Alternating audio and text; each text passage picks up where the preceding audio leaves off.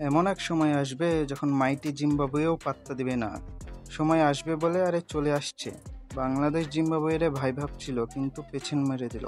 এখন বাংলাদেশের একটাই বন্ধু, নাম তার উগান্ডা। ম্যাচ চাই সবকটা। সোনার ছেলেদের হারলে খারাপ লাগে, তবে খুব একটা খারাপ লাগছে না, বললেন কাপ্তান শান্ত। আরে তার কেন কষ্ট লাগবে, ফর্মে তো ফিরছে এই মেলা। আর আমাদের জেতা কেন লাগবে ভাই, আমাদের দলে আছে বিশ্ববিখ্যাত ওপেনার। দলে আছে শেষ ফিফটির দেখা না পাওয়া বিশ্ববিখ্যাত অজু ছাড়া ব্যাট না ধরা শ্রদ্ধেয় মুশফিক চাচা। আছে বিশ্ববিখ্যাত মিরপুরের ডন তাইজুল। আপনারা এত বিশ্ব তারকা থাকতে জয় আশা করেন, লজ্জা নেই আপনাদের?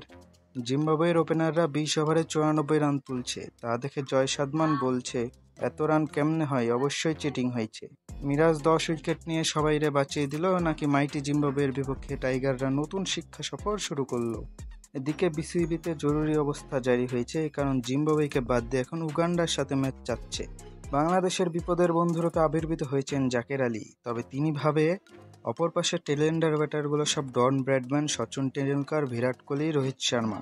ভাইরে ওরিকেও গেম সেন্স শেখা। এত চিন্তা কই রাখবে শান্ত বাহিনী, একেই তো ফর্মে ফেরা হয়নি, তারপর আবার মাইটি জিম্বাবুয়ে পিছন মেরে দিচ্ছে। তাদের পাশে দাঁড়ান, বিপদের মুহূর্তে তারা যেন জিম্বাবুয়েকে আবার বন্ধুরূপে ফিরে পায়, এমন রূপে নয়।